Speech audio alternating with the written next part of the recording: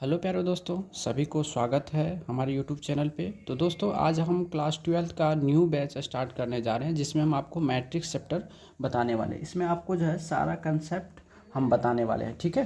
तो चलिए हम लोग पढ़ते हैं, स्टार्ट करते हैं। सबसे पहले क्या है, चैप्टर का नाम है क्या, मैट्रिक्स यानी आव्यूह। तब यहाँ से बात बनती है क्या, जो आव्यूह कहते हैं किसे हैं, ठीक है, आव्यूह, ठीक है, किसे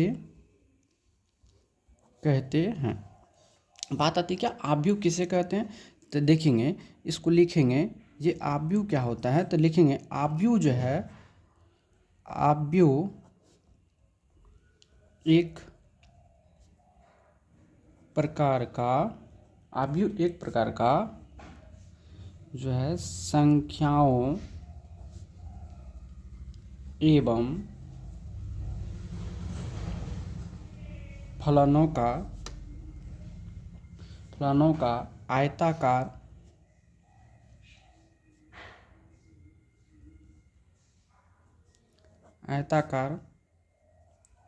क्रम विन्यास होता है, ठीक है।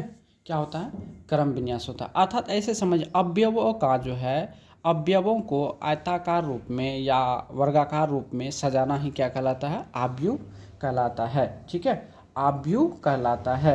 अब बात हम करेंगे दोस्त इसमें, जो आव्यूह को मतलब जो है कैसे लिखा जाता है, ठीक है। तो अब यहाँ से हम एक छोटा सा बात करते हैं। तो आव्यूह को हम लोग, ठीक है, यहाँ देखिए स्टार पर में लिखेंगे, आव्यूह को ए द्वारा सूचित करते हैं, ठीक है। किससे, ये द्वारा सूचित कर, जनरली ये सूचित करते हैं, ये हमेशा नहीं, आप कुछ भी ले सकते हैं, ठीक है। एक छोटा सा हम एग्जाम्पल के रूप में बात करेंगे इसका व्यापक रूप। अब बात करेंगे हम क्या, आव्यूह का व्यापक रूप, ठीक है, आव्यूह का व्यापक रूप, ठीक है। आव्यूह का व्यापक रूप क्या होता है, इसके बारे में जरा हम लोग जानेंगे। तो आव्यूह का व्यापक रूप क्या होता है, इसको किस तरह से हम लोग जो है रिप्रेजेंट करते हैं, ठीक है। तो जैसे एक एग्जांपल लेते हैं, जैसे a बराबर हम लोग कैसे लिखते हैं, ऐसे लिखते हैं, जैसे a11 a12 a13 dot dot dot a1n तक, मतलब n तक हम लोग क्या कर सकते हैं, जा सकते हैं, कोई दिक्कत नहीं ना। अब आई उसी तरह से A21 A22 A23 dot dot dot A2n तक जा सकते। उसी तरह से हम लोग AM1, ठीक है, AM2 AM3 dot dot AMn तक जा सकते हैं, कोई दिक्कत नहीं। नहीं, ये आव्यूह का क्या होता है, व्यापक रूप होता है, ठीक है। चलिए, अब हम लोग यहाँ से बात करेंगे जो इसमें कोटि का, आव्यूह का कोटि क्या हो जाता है, ठीक है। अब आइए, स्टार पॉइंट निकल कर आता है, जो आव्यूह का कोटि क्या है, ठीक है, आव्यूह का कोटि। तो जब आव्यूह की कोटि की बात करेंगे, तो आव्यूह का कोटि को, ठीक है, m गुना n से सूचित करते हैं, m गुना n से सूचित करते हैं, याद रहेगा। तो आव्यूह की कोटि को हम लोग किसे सूचित करते हैं, m गुना n से, ठीक है। अब यहाँ पे बात आती है कि m क्या होता है। तो यहाँ से हम बात करेंगे जो आव्यूह, ठीक है, आव्यूह में m को पंक्ति की संख्या माना जाता है, ठीक है। आपका एक एक क्वेश्चन बाबू बनेगा, आप खाली देखते जाओ, आराम से नोट करते चलो। आव्यूह में m को पंक्ति, ठीक है, की संख्या माना जाता है। उसी तरह आव्यूह में n को, ठीक है, पंक्ति नहीं स्तंभ, सॉरी लिख देते हैं, गलती नहीं होगा, ठीक है, इसको ऐसे घेर देते हैं, इसको नहीं समझ। आव्यूह में n को स्तंभ की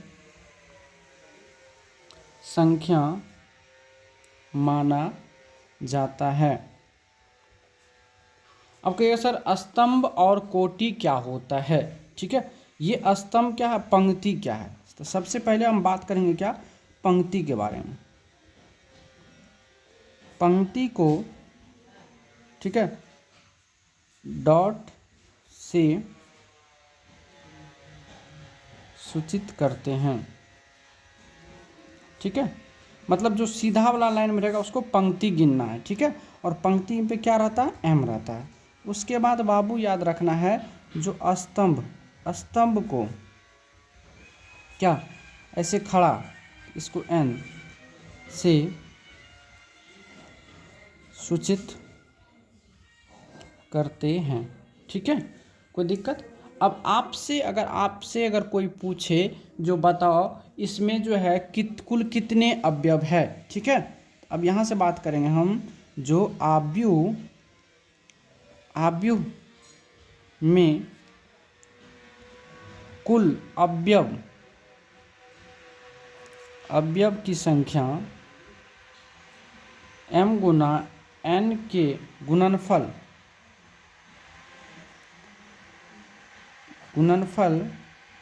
के बराबर होती है। याद रहेगा। क्या बोले बाबू, आप नोट्स आराम से बनाते चलो, ठीक है। हम आपको A to Z पॉइंट हम आपको बताते चलेंगे, NCERT का क्वेश्चन भी बताएंगे ताकि आपको कहीं दिक्कत ना होगी, ठीक है। चलिए अब यहाँ से हम बात करेंगे, एक चीज़ और बात करेंगे। जैसे एग्जांपल के तौर पे एक लेते हैं, जैसे एक आव्यूह बराबर हमने ले लिया 2 3 4 5 6 7 8 9 10, है ना बाबू। ये देखिए, दिख नहीं रहा, चलिए अब दिख रहा ना जी।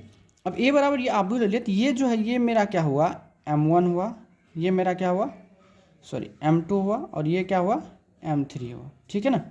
ये जो इस लाइन को हम लोग क्या बोलते हैं, m बोलते हैं। कितना पंक्ति, 1 2 3 वो क्या है, m है।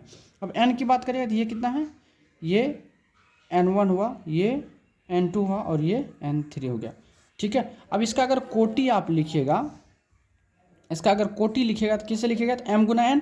m कितना है, 1 2 3 3, और n कितना है, तो 1 2 3 3 गुना 3, ठीक है। इसका कोटि क्या हुआ, 3 गुना 3। अगर अवयव इसमें पूछा जाएगा, अवयव कितना हो जाएगा, तो 3 गुना 3 कितना हुआ, 9 हो जाएगा। ये आंसर गिन के देखिए, 1 2 3 4 5 6 7 8 9 हो गया कि नहीं, समझ में आई। चलिए यहाँ तक में कोई दिक्कत नहीं हुआ, ठीक है। चलिए एक प्यारा सा और हम यहीं पे बात करेंगे। चलिए समझ गए, यहाँ तक में कोई दिक्कत नहीं होगा। चलिए अब आइए,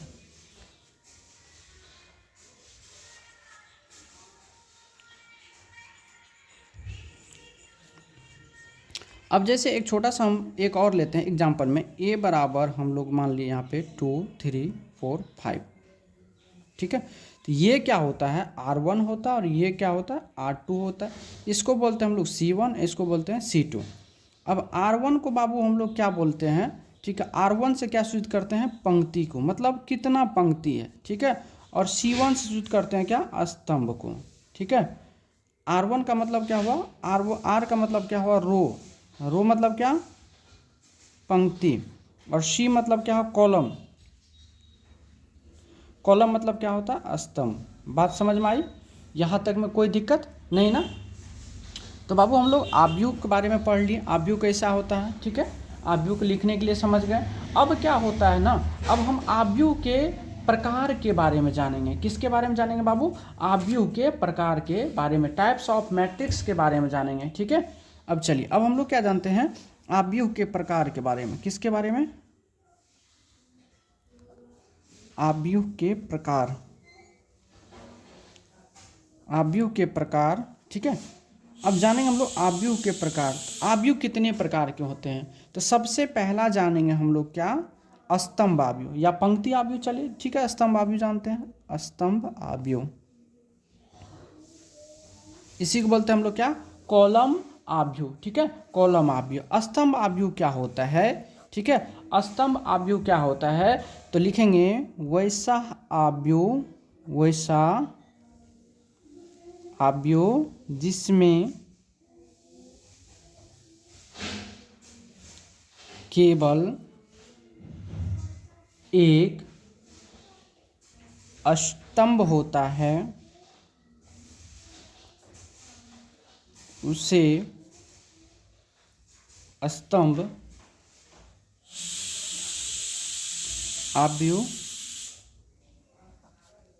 कहते हैं। यानी वैसा आव्यूह जिसमें केवल एक स्तंभ होता है उसे स्तंभ आव्यूह कहते हैं। अब एग्जाम्पल में देखना बाबू, जैसे ए बराबर हम ले लिए यहाँ पे 2 3, ठीक है, या ऐसे भी हो सकता है, कोई जरूरी नहीं है, 4 5 6 कुछ भी हो सकता है, ABC ऐसे भी हो सकता है, डॉट डॉट ETC, ठीक है ना।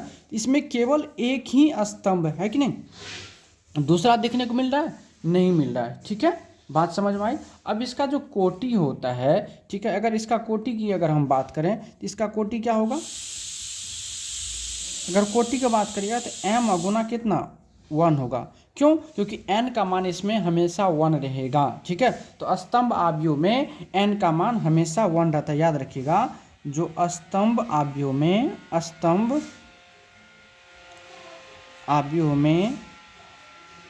n का मान हमेशा 1 रहता है, n का मान कितना रहता है, 1 रहता है। बात समझ में आई। चलिए अब दूसरा हम लोग पढ़ेंगे पंक्ति आव्यूह। क्या पढ़ेंगे? पंक्ति आव्यूह, रो मैट्रिक्स। पंक्ति आव्यूह किसे कहेंगे? तो लिखेंगे वैसा आव्यूह, ठीक है, जिसमें केवल एक पंक्ति हो उसे पंक्ति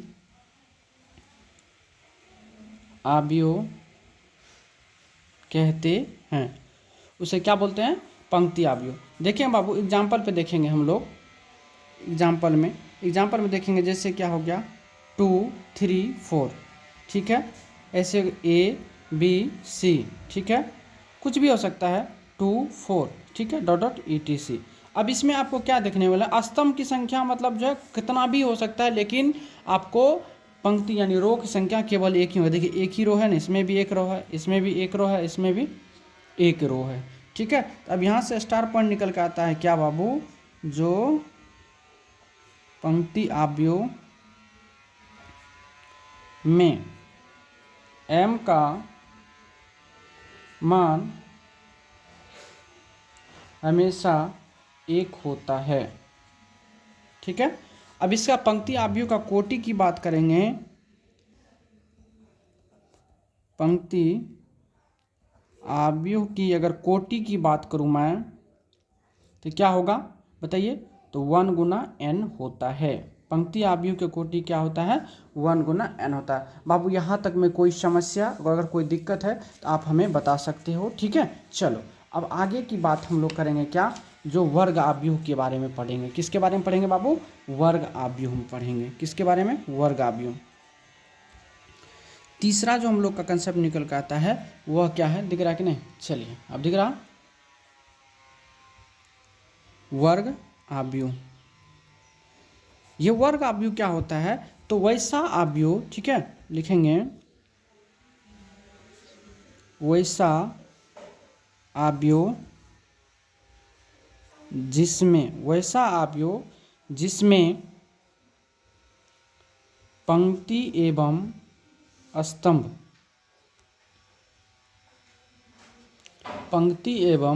स्तंभ की संख्या समान हो, ठीक है, उसे वर्ग आव्यूह कहते हैं। उसे क्या कहते हैं? वर्ग आव्यूह कहते हैं, ठीक है। चलिए अब एग्जाम्पल के तौर में अगर देखेंगे तो जैसे एक प्यारा सा ले लिए हम ऐसे करके 2 4 5 6, इसमें देखिए m और n का मान बराबर है। एक छोटा सा और ले लिए 1 2 3 4 5 6 7 8 9, देखिए इसमें भी क्या है, तो जितना पंक्ति उतना है। इस एक छोटा सा और ले लिए ए बी सी डी, ये हो गया। ठीक है, यानी कहने का अर्थ हुआ वर्ग आव्यूह में क्या होता है बाबू ना, तो वर्ग आव्यूह में होता है क्या, इसमें जितना पंक्ति होता है उतना क्या होता है, स्तंभ होता है। ठीक है, कितना होता है, स्तंभ। तो यहाँ से अगर आपको लिखा जाए जो वर्ग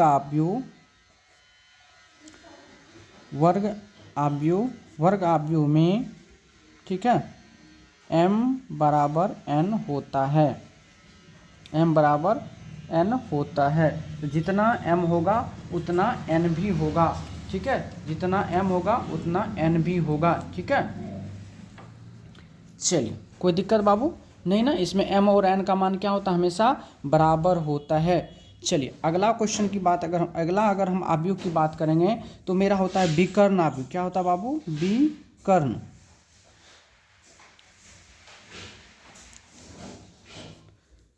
विकर्ण आव्यूह क्या होता है, तो विकर्ण के बारे में तो हम लोग जानते हैं, डायगोनल क्या होता है, विकर्ण क्या होता है कि नहीं, जानते हैं कि ना। लिखेंगे वैसा आव्यूह जिसमें विकर्ण के अवयव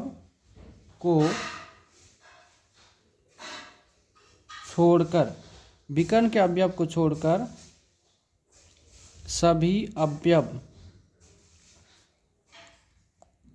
शून्य हो, क्या हो, शून्य हो, उसे विकर्ण आव्यूह कहते हैं। क्या कहते हैं, उसे विकर्ण आव्यूह कहते हैं। ठीक है, कोई दिक्कत। चलिए, इसका भी कोटि तो m गुना n हो सकता है, तो विकर्ण आव्यूह का कोटि m गुना n होता है। ठीक है, m गुना n होता है। चलिए, विकर्ण आव्यूह कोटि क्या होता है, m गुना n होता है, लेकिन यह वर्ग आव्यूह के रूप में होगा और m और n आपस में क्या होंगे, बराबर होंगे। ठीक है, तो m बराबर n होता है। ठीक है, कैसे, चलिए एक एग्जाम्पल की तौर पे अगर हम बात करें प्यारा से, तो 1 0 0 1, देखिए इसमें क्या है, 2 गुना 2 है। एक और हम प्यारा सा बात करें तो जैसे 5 हो गया, 0 हो गया, 0 हो गया, 0 हो गया, 3 हो गया, 0 हो गया, 0 हो गया, 0 हो गया, 2 हो गया। देखिए इसमें क्या है, ये 3 गुना क्या है, 3। तो यहाँ से देखिए इसमें भी क्या है, यह वर्ग के रूप में है, इसमें भी वर्ग के रूप में है। एक छोटा सा और ले लेते हैं, जैसे x 0 0 0 y 0 0 0 z। ठीक है, ये भी क्या है, 3 गुना 3 कोटि के रूप में, किस में है, 3 गुना 3 कोटि के रूप में। अर्थात हम यहाँ से कह सकते हैं, एक पॉइंट निकल के आता है बाबू, क्या, जो विकर्ण आव्यूह एक प्रकार का वर्ग आव्यूह होता है। क्या है, होता है। बात समझ में आई। तो विकर्ण आव्यूह एक प्रकार का क्या होता है, वर्ग आव्यूह होता है। तो यहाँ से बात हमेशा याद रखना, जो विकर्ण आव्यूह में सभी विकर्ण को छोड़कर सभी अवयव शून्य होते हैं। चलिए, अब कोई दिक्कत नहीं। अब आते हैं बाबू हम लोग अदिश आव्यूह के बारे में, दिख रहा है कि नहीं, अदिश आव्यूह।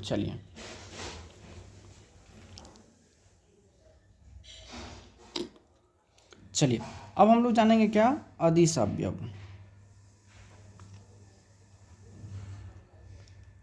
अदिश आव्यूह क्या होता है, तो अदिश आव्यूह जो है क्या होता है, एक विकर्ण आव्यूह होता है। ठीक है, ऐसे जानेंगे हम लोग, जो अदिश आव्यूह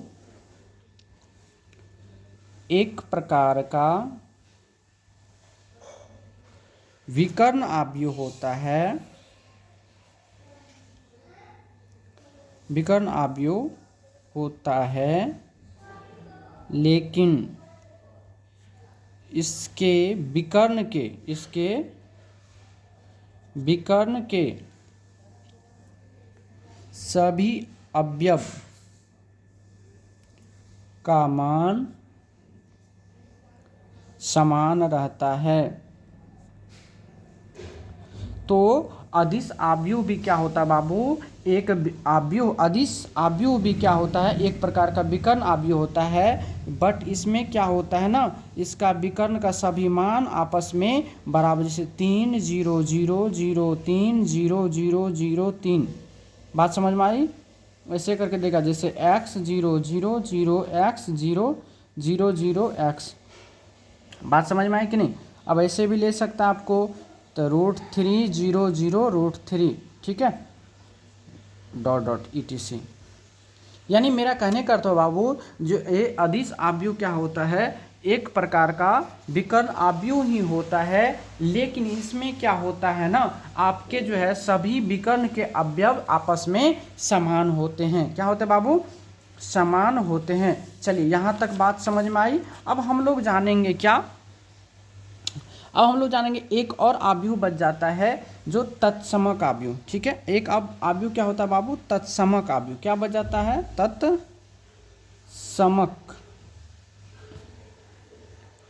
आव्यूह, ठीक है, तत्समक आव्यूह, या इसी को हम लोग क्या बोलते हैं, इकाई आव्यूह। क्या बोलते हैं? इकाई आव्यूह।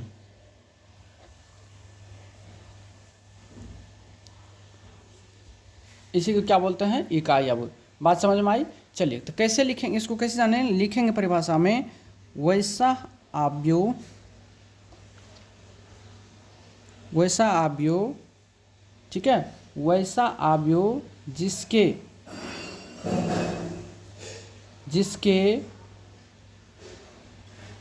विकर्ण के सभी अवयव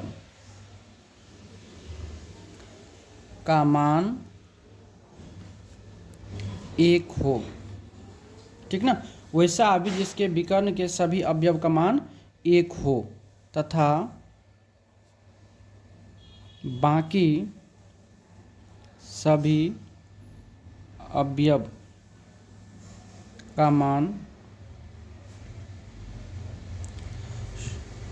शून्य हो, उसे तत्समक आव्यूह कहते हैं। बात समझ आई? उसे तत्समक आव्यूह कहते हैं। अब एग्जाम्पल के तौर पर अगर मैं जाऊं तो 1 0 0 1, केवल विकर्ण का मान 1 रहेगा, बाकी सारा चीज 0 रहेगा, ठीक है। etc।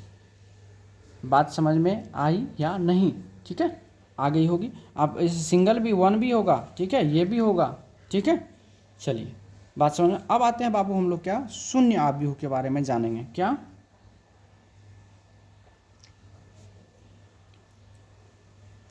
यानी क्या? Zero matrix.